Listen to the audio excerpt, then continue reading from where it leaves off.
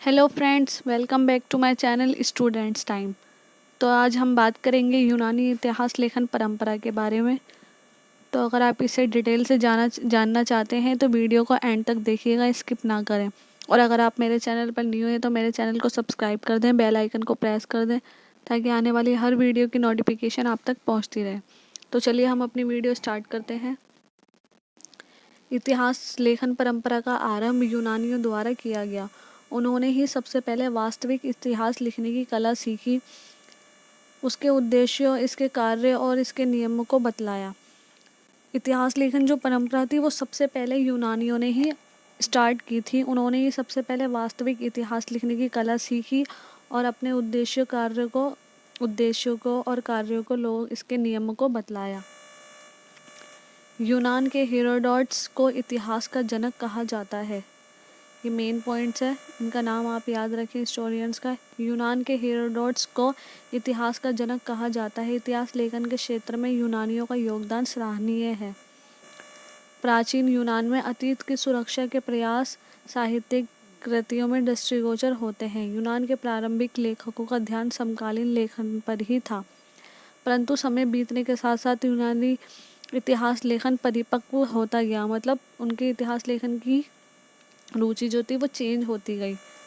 प्राचीन यूनानी अपने परिवारों के पूर्वजों की आस्था और सम्मान प्रदान करते थे। अपने पूर्वजों की स्मृति और वंशावली को सहेजने के उद्देश्य से उन्होंने अपनी कृतियों की रचना की। कृतियाँ यूनान में इतिहास लेखन का आरंभिक स्वरूप वीर गाथा के रूप में दिखाई देता है।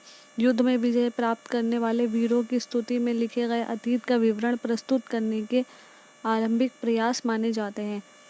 होमर नामक काव्यकार ने इन गीतों को संकलित करके लिखित रूप दिया। होमर नामक एक काव्यकार था जिसने इन गीतों को एक लिखित रूप में मतलब इनको लिख दिया, ऐड कर दिया। होमर द्वारा रचित कविताओं में पर्याप्त ऐतिहासिक सामग्री प्राप्त होती है।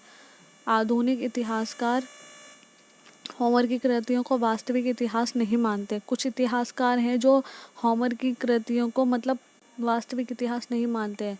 उनके अनुसार ये कविताएं लोक गीतों पर आधारित हैं और दीर्घकाल तक लोक में प्रचलित रहने के कारण इसमें विभिन्न कालों की जानकारी मिली जुली है। तो सब हिस्टोरियंस की अपनी अपनी राय थी, कोई किसी को कुछ कहता था, कोई किसी को कुछ कहता था। शॉर्टवेल के अनुसार यूनानियों के लिए होमर की कविताओं का वही महत्व था जो यहूदियों के लिए ओल्ड टेस्टामेंट का था। इन्होंने यूनानी बौद्धिक जीवन को बहुत प्रभावित किया। 6वीं शताब्दी ईसा पूर्व में यूनान में परिवर्तनकारी घटनाएं घटी। कल्पना और पौराणिकता के स्थान पर तर्क और चिंतन के आधार पर घटनाओं की व्याख्या के प्रयास किए गए। ईरानियों द्वारा यूनानियों के कुछ भाग अधीन कर लेने से दोनों संस्कृतियां निकट आईं और निश्चय ही चिंतन और लेखन पर इस पारंपरिक संपर्क का प्रभाव पड़ा। यूनान में जो है कई परिवर्तनकारी घटना घटी और ईरानियों ने मतलब यूनान के कुछ भागों पर कब्जा कर लिया था, जिससे कि वहाँ के संस्कृति में काफ़ी कुछ बदलाव देखने को मिले। 6वीं शताब्दी ईसा पूर्व में यूनानी पुरोहितों, न्यायाधीशों और उच्च अधिकारियों की तलिकाओं, राजाओं की वंशावली के लेखों को संरक्षित रखने का कार्य प्रारंभ हुआ। 6वीं शताब्दी में मतलब ये कार्य शुरू हुआ। लेखकों ने नगर निगमों, जातियों, राजवंशों और मंदिरों की परंपराओं के साथ साथ लोक प्रचलित किंवदंतियों का भी लेखबद्ध किया। परीक्षण, खोजबीन और अनुसंधान के आधार पर इतिहास रचना की प्रवृत्ति विकसित होती गई। हेकेटियस इनके लेखन में परीक्षण आधारित इतिहास लेखन की विशेषता पाई जाती है। इसने मिस्र की यात्रा कर travels around the world the genealogy नामक पुस्तकें लिखी। ये बुक्स के नेम है जो आपको अपने नोट्स में लिख कर आने एग्ज़ाम में, तो ये आप ज़रूर याद करके जाएं। प्रथम पुस्तक में उसने फारस का वर्णन किया, जबकि द्वितीय में प्राचीन वंशावली का विवेचन करते हुए कल्पित और आधारहीन प्राचीन आख्यानों की आलोचना की है। सत्य के प्रति निष्ठा व्यक्त करते हुए उसने लिखा, मैं वही लिखता हूँ जो मुझे सत्य प्रतीत होता है, क्योंकि यूनानियों की अनेक कहानियाँ हैं जो मुझे हास्यास्पद लगती हैं। इनका कहना था कि मैं वही लिखता हूँ जो मुझे सही लगता है, मतलब सच लगता है, क्योंकि यूनानियों की बहुत सारी कहानियाँ ऐसी हैं जो मुझे मतलब फ़नी लगती हैं। हेरोडोट्स हेरोडोट्स को इतिहास का जनक माना जाता है। इन्हें फादर ऑफ हिस्ट्री भी कहा जाता है, इसलिए इनका नाम आप ज़रूर अपने एग्ज़ाम में लिख कर आइएगा। हिस्ट्री शब्द का सर्वप्रथम प्रयोग इन्होंने ही किया था। हिस्ट्री शब्द का सबसे पहले यूज़ जो था वो हेरोडोट्स ने ही किया था। इनका इतिहास लेखन पौराणिक तथा धार्मिक होने के स्थान पर मानवतावादी प्रतीत होता है। ये कार्यों के होने के पीछे मानवीय क्रिया को स्वीकार करते हैं। इनका मानना था कि जो भी काम होता है उसके पीछे किसी न किसी का इंसान का हाथ ज़रूर होता है। इनकी प्रथम रचना यूनानी एशियाई संबंधों पर आधारित है। थुसिदिडेस यूनानी इतिहास लेखन की परंपरा में थुसिदिडेस का भी महत्वपूर्ण स्थान है। उन्होंने यथार्थ निरूपण पर बल दिया। इनके राजनीतिक इतिहास लेखन में संलग्न रहने के कारण उन्होंने सांस्कृतिक तत्वों को अपने लेखन में उपेक्षा की है। अपने ग्रंथ में लेखन परिविधि को स्पष्ट करते हुए उन्होंने वास्तविकता पर आधारित तथ्यों को अपने इतिहास में स्थान दिया है। इन्होंने पेलोपोनेशियन युद्ध का इतिहास लिखा है। इसमें वे अपने राज्य एथेंस के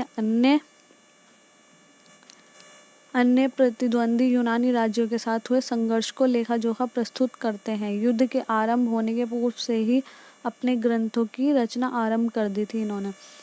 ये जो थुसिदिडेस हैं इन्हें फादर ऑफ साइंटिफिक हिस्ट्री भी कहा जाता है। जैसे कि हेरोडोट्स को फादर ऑफ हिस्ट्री कहा जाता है, इसी तरह थुसिदिडेस को फादर ऑफ साइंटिफिक हिस्ट्री कहा जाता है।